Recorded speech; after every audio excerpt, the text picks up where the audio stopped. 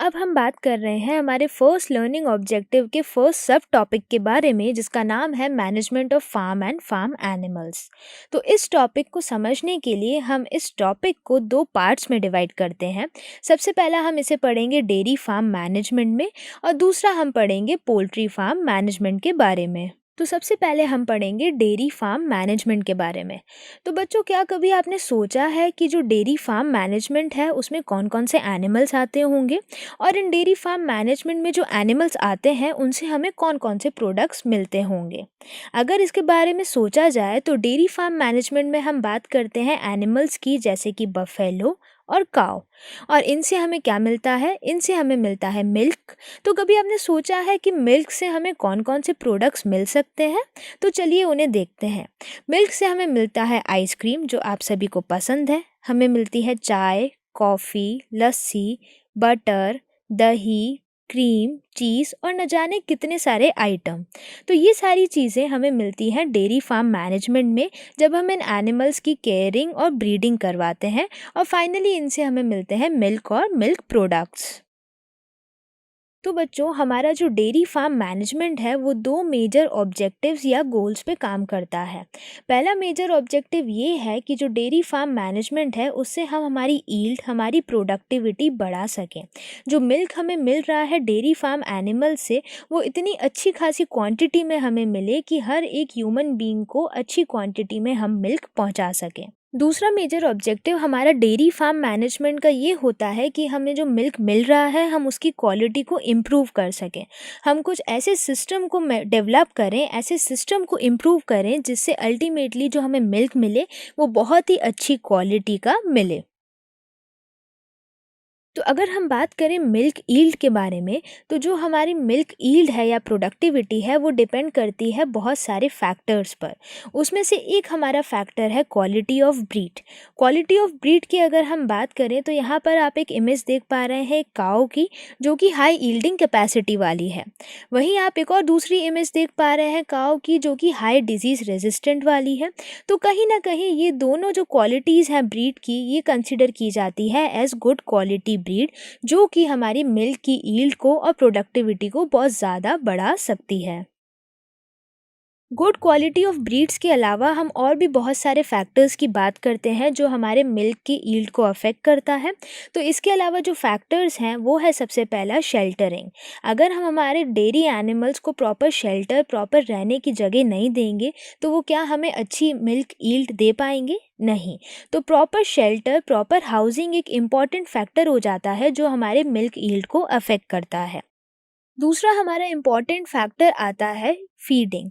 अगर हम हमारे डेयरी फार्म एनिमल्स को प्रॉपर खाना नहीं दे पाएंगे तो क्या वो हमें अच्छी क्वांटिटी का मिल्क प्रोड्यूस करके दे पाएंगे?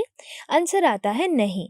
इसलिए हमें हमारे डेयरी एनिमल्स को अच्छी क्वालिटी का, अच्छे न्यूट्रिशियस फूड देना होगा ताकि वो हमें मिल्क ईल्ड ज़्यादा दे सकें। थर्ड फैक्टर जो हम यहाँ बात कर रहे हैं वो है हमारा क्लीनिंग। अगर हम हमारे डेयरी फार्म एनिमल्स की प्रॉपर क्लीनिंग नहीं करेंगे तो कहीं ना कहीं वो बहुत सारी डिजीज़ेस से अफेक्ट होंगे। और अगर वो बीमारियों से अफेक्ट होंगे तो डेफिनेटली जो हमारी मिल्क ईल्ड है वो भी खराब होने लग जाएगी। तो इन तीन फैक्टर्स के अलावा हम एक और फैक्टर की बात करते हैं जो हम बोलते हैं regular visits by veterinary doctor for health checkup. हम चाहते हैं कि जो हमारे लाइफ स्टॉक एनिमल्स हैं, जैसे कि काव, बफेलो, ये सारे हेल्दी रहें ताकि जो मिल्क ईल्ड है या जो प्रोडक्टिविटी है वो अच्छी खासी हो। और इसीलिए प्रॉपर हेल्थ चेकअप हमारे एरिया में होने चाहिए, जहाँ पर वेटरनरी डॉक्टर हमारे एनिमल्स का रेगुलर चेकअप कर सके और उनकी हेल्थ के बारे में हमें बताते रहें। तो हम नेक्स्ट फैक्टर की बात करेंगे जो कि बहुत इंपॉर्टेंट है for the management of dairy farm and dairy animals is hygienic measures. Hygienic measures यानी साफ सफाई। यहाँ पर आप एक इमेज देख पा रहे हैं जिसमें एक मिल्क मैन काऊ में से मिल्क निकाल रहा है। तो हम बोल रहे हैं at the time of milking और दूसरा, at the time of storage proper साफ सफाई यानी हाइजीनिक मेजर्स होना बहुत ज़रूरी है, ताकि कोई भी डिजीज़ कैटल से हैंडलर के पास ना जाए और हैंडलर से कैटल के पास ना जाए। और इसी के साथ साथ जो हमें प्रोडक्ट मिल रहा है यानी मिल्क, वो भी हमारा कंटामिनेट यानी ख़राब ना हो। तो इसलिए हम बोलते हैं जो हाइजीनिक मेजर्स हैं वो भी कहीं ना कहीं एक बहुत इम्पॉर्टेंट फैक्टर या बहुत इम्पॉर्टेंट रोल प्ले करते हैं for the management of farm and farm animals. जो अब हम नेक्स्ट फैक्टर की बात कर रहे हैं वो हम बात कर रहे हैं मैकेनाइज्ड सिस्टम। मैकेनाइज्ड सिस्टम की अगर हम बात करें तो इसमें हम इतना सा बोलना चाह रहे हैं कि पहले जहां हम हैंडलर अपने हाथों की मदद से मिल्क निकालता था, स्टोर करता था और ट्रांसपोर्ट करता था, वो सिस्टम अब जाके हो गया है एडवांस्ड। हमारी जो टेक्नोलॉजी है वो इतनी ज़्यादा डेवलप हो गई है कि हम मशीन्स के थ्रू ही इन एनिमल्स से मिल्क निकाल देते हैं और फाइनली इनको proper containers, proper sterilised environment में रखते हैं जहाँ पे कोई भी डिजीजेस ना हो। और इसी वजह से अगर हम कंटामिनेशन का ग्राफ देखें तो हम देखते हैं कि जो हैंड से कंटामिनेशन होता था वो कहीं ना कहीं रिड्यूस होके बहुत कम हो गया है जब हमने मशीन्स का यूज़ किया। तो ये जो कंटामिनेशन रेट आया जब हमने कंपेयर किया हैंड और मशीन को, तो हमें इतना ज़्यादा डिफरेंस मिला। इसी के अलावा जो हम नेक्स्ट फैक्टर की बात करते हैं वो है इंस्पेक्शन। इंस्पेक्शन यानी प्रॉपर देख रेख करना, प्रॉपर संभाल करना कि हमारे पास कितनी काव है और वो किस तरीके से प्रॉपर एनवायरनमेंट में रह रही हैं या नहीं रह रही हैं। इंस्पेक्शन के साथ साथ जो दूसरा फैक्टर हम बात करते हैं वो है रिकॉर्ड कीपिंग। रिकॉर्ड कीपिंग में हम बस इतना सा बोलते हैं कि हमें एक प्रॉपर डेटा मेंटेन करना है जिसमें हम पता लगा सके कि हमारे पास कितने एनिमल्स हैं, कितने लाइव स्टॉक में काव और बफेलोज हैं, उन्हें किस टाइप का फीड और कितने टाइम में दिया जा रहा है, इन सब का रिकॉर्ड हमें मेंटेन करना होता है। इसके बाद हम बात कर रहे हैं management of farm and farm animals में पोल्ट्री फार्म मैनेजमेंट की। अभी तक हम डेयरी फार्म मैनेजमेंट पढ़ चुके हैं जिसमें हम लाइव स्टॉक और उन सब के फैक्टर्स की बात कर चुके हैं जो ओवरऑल मिल्क की यील्ड को बढ़ाएंगे। अब हम बात करेंगे पोल्ट्री फार्म मैनेजमेंट के बारे में। तो बच्चों, क्या आपने कभी सोचा है कि पोल्ट्री फार्म मैनेजमेंट में कौन कौन से एनिमल्स या बर्ड्स आएंगे? जिस तरीके से हमने डेयरी फार्म मैनेजमेंट में बहुत सारे एनिमल्स के बारे में सोचा था और उनसे मिलने वाले मिल्क और मिल्क प्रोडक्ट्स के बारे में भी जाना था, वैसे ही आज हम यहाँ पे बात करेंगे पोल्ट्री फार्म मैनेजमेंट में कौन से बर्ड्स आ रही हैं और इनसे कौन कौन से प्रोडक्ट्स हमें मिल सकते हैं। तो अगर पोल्ट्री फार्म मैनेजमेंट में बर्ड्स देखी जाए तो सबसे पहले हम बात करते हैं चिकन या हैन की। उसके बाद हम बात करते हैं डक्स की। उसके बाद हम बात करते हैं टर्की और हम बात करते हैं गीज़ की। तो ये सारे अलग अलग तरीके की जो बर्ड्स हैं ये सब आती हैं पोल्ट्री फार्म मैनेजमेंट के अंदर। तो अगर हम पोल्ट्री की डेफिनेशन देखें तो हम इसमें बोलते हैं क्लास ऑफ डोमेस्टिकेटेड फाउल यानी birds which are use for eggs and meat. जिस तरीके से हमने डेयरी की बात की थी वैसे ही हम यहाँ पे पोल्ट्री की बात कर रहे हैं। ये एक ऐसी क्लास है जिसमें हम डोमेस्टिकेटेड बर्ड्स की बात करते हैं जिन्हें हम यूज़ कर रहे हैं या तो एग के लिए या मीट के लिए। तो आइए इनके प्रोडक्ट्स की हम बात करते हैं। तो अगर मैं प्रोडक्ट्स की बात करूं तो प्रोडक्ट्स में डेफिनेटली चिकन यानी हम बात करें उससे हमें मिलता है मीट, और हम बात करते हैं एग की, या तो वाइट एग या ब्राउन एग। तो अब हम पढ़ेंगे ऐसे फैक्टर्स जो कि हमारे पोल्ट्री फार्म के मैनेजमेंट को अफेक्ट करेंगे। तो सबसे पहले हम बात करेंगे क्वालिटी ऑफ ब्रीड के बारे में। जिस तरीके से हमने काऊ और बफेलो की ब्रीड के बारे में जाना था, उसी तरीके से हम यहाँ बोलते हैं कि जो ब्रीड है वो बहुत अच्छी क्वालिटी की होनी चाहिए ताकि जो हमें मीट मिल रहा है, जो हमें एग्स मिल रहे हैं, वो डेफिनेटली अच्छी क्वालिटी के हों। दूसरा फैक्टर है हमारा फीड। फीड यानी जो क्वालिटी ऑफ फूड हम उन्हें प्रोवाइड कर रहे हैं ताकि उस न्यूट्रिशियस फूड से वो और ज़्यादा हेल्दी हो सके, उनके अंदर जो फैट है वो और ज़्यादा हो और इससे डेफिनेटली जो मीट कंटेंट है वो भी बहुत अच्छा होगा। फीड के बाद हम जो थर्ड फैक्टर की बात कर रहे हैं वो है शेल्टर।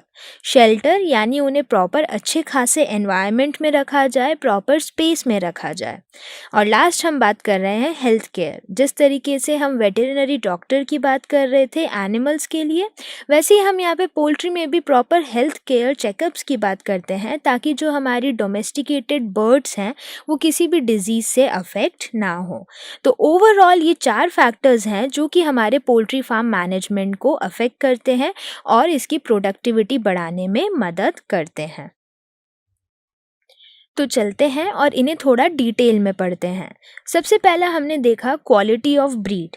जो हमारी ब्रीड है वो बहुत अच्छी क्वालिटी की होगी, तो डेफिनेटली उनसे मिलने वाला जो मीट है और जो एग्स हैं वो बहुत अच्छी क्वालिटी के होंगे। तो क्वालिटी ऑफ ब्रीड्स एक बहुत इंपॉर्टेंट फैक्टर होता है जब हम डेयरी फार्म मैनेजमेंट पढ़ते हैं या पोल्ट्री फार्म मैनेजमेंट के बारे में पढ़ते हैं। दूसरा फैक्टर है हमारा फीड। अगर हम इन्हें हाई क्वांटिटी और हाई क्वालिटी का अच्छा प्रोटीन वाला फूड प्रोवाइड करेंगे, तो डेफिनेटली जो प्रोटीन कंटेंट है, चाहे वो मीट में हो या एग में हो, वो बहुत बेटर होगा और अल्टीमेटली वो जो हमारे पोल्ट्री बर्ड्स हैं उनकी हेल्थ को भी मेंटेन करेगा। नेक्स्ट फैक्टर जो हम पढ़ रहे हैं वो है शेल्टर। यहाँ आप इमेज में देख पा रहे हैं कि किस तरीके से इन सारे डोमेस्टिकेटेड बर्ड्स को या फाउल को प्रॉपर एनवायरनमेंट और प्रॉपर स्पेस में रखा गया है। तो कहीं ना कहीं शेल्टर भी एक बहुत इंपॉर्टेंट फैक्टर प्ले कर रहा है। नेक्स्ट फैक्टर जो आप देख पा रहे हैं वो है रेगुलर हेल्थ केयर, जो कि यहाँ एक प्रॉपर हेल्थ केयर दी जा रही है हमारे इन बर्ड्स को, ताकि ये किसी भी बीमारी से अफेक्ट ना हो। तो बच्चों, आपने कई बार न्यूज़पेपर में पढ़ा होगा या आपने टीवी में देखा होगा एक बीमारी के बारे में जिसे हम बोलते हैं बर्ड फ्लू। बर्ड फ्लू तब होता है जब हम एक कंटामिनेटेड या डिजीज़ वाला चिकन यानी मीट कंज्यूम करते हैं या खाते हैं और इससे अल्टीमेटली हम बीमार हो जाते हैं। तो ये बर्ड फ्लू एक ऐसी डिसीज़ है या ऐसा फ्लू है जिससे अल्टीमेटली जो हमारा एनवायरनमेंट है या जो हमारे आसपास के लोग हैं, वो इस डर की वजह से जो एग है और जो मीट है उसका कंजम्पशन यानी उसको खाने से डरते हैं और धीरे धीरे इनका कंजम्पशन कम होने लग जाता है। तो आइए अब देखते हैं कि इस बर्ड फ्लू से हम बच कैसे सकते हैं। तो ways to prevent the bird flu are, सबसे पहले हम बोलते हैं कि एक प्रॉपर वेटरनरी डॉक्टर हो जो कि बता सके कि कौन सी बर्ड हमारी डिजीज्ड है यानी बीमार है और कौन सी बर्ड हेल्दी है, यानी एक रेगुलर विजिट होना चाहिए डॉक्टर्स का हमारे पोल्ट्री फार्म्स में। दूसरा हम बात करते हैं, अगर हमें ऐसा कुछ पता चलता है कि डिजीज्ड बर्ड है हमारे फार्म में, तो हमें उस डिजीज़ वाली बर्ड को हेल्दी बर्ड से बिल्कुल अलग रखना चाहिए, ताकि हम नहीं चाहते कि वो डिज़ीज़ एक डिज़ीज़ वाली बर्ड से हेल्दी बर्ड में ट्रैवल करे या ट्रांसफ़र हो जाए और अल्टीमेटली हमारा पूरा पोल्ट्री फार्म बीमार हो जाए। दूसरा तरीका जिससे हम बर्ड फ्लू से बच सकते हैं वो ये है कि हमें अपने हाथों से उस बर्ड को बिल्कुल भी हाथ नहीं लगाना है। अगर हमें उस बर्ड को हमारे पोल्ट्री फार्म से हटाना है तो हमें प्रॉपर ग्लव्स पहनने चाहिए। तीसरा फैक्टर जो हम देख रहे हैं कि हमें हमारे हाथ प्रॉपर क्लीन करने चाहिए अगर हम उस बर्ड को गलती से हाथ लगा भी लेते हैं तो। और लास्ट फैक्टर जिससे हम बच सकते हैं वो है प्रॉपर क्लीनलीनेस। अगर हम उस पोल्ट्री फार्म में जाते हैं या वहाँ बर्ड्स के कांटेक्ट में आते हैं जो कि डिजीज्ड है, तो हमें घर आकर प्रॉपर हाइजीनिक मेजर्स लेने होंगे। हमें अच्छे से नहाना होगा ताकि वो जितने भी वायरसेस और बैक्टीरिया हैं जो डिजीज़ पैदा कर रहे हैं वो हमें डिजीज़ ना करें और हम हेल्दी रहें। तो ये सारे तरीके हैं जिससे हम बर्ड फ्लू से अपने आप को बचा सकते हैं। तो बच्चों, अब हम देखेंगे एक कॉन्सेप्ट टेस्ट। क्या आप तैयार हैं एक चैलेंज के लिए? तो कॉन्सेप्ट टेस्ट में क्वेश्चन है, increase production of milk yield depends on A quality of breed, B proper hygienic condition, C proper food and shelter and D all of these. हम यहाँ पर वीडियो को पॉज करेंगे 2 मिनट के लिए जिसमें आपको इस क्वेश्चन को सॉल्व करना है। और हमारा आंसर है D all of these. Reason ये है कि जब हम increase production of milk yield की बात करते हैं, जब हम चाहते हैं कि जो हमारा मिल्क है वो ज़्यादा क्वांटिटी या प्रोडक्टिविटी ज़्यादा हो, तो उसके लिए हमने बहुत सारे फैक्टर्स देखे थे। और मोस्ट इम्पॉर्टेंट फैक्टर जो सबसे पहले हमने देखा था वो था क्वालिटी ऑफ ब्रीड। उसके साथ साथ हमने बात किया था प्रॉपर फूड एंड शेल्टर और हमने बात की थी प्रॉपर हाइजीनिक कंडीशन यानी साफ़ सफाई। तो इसलिए आंसर जाएगा D all of these, That is, all of these are important factors for increased production of milk yield.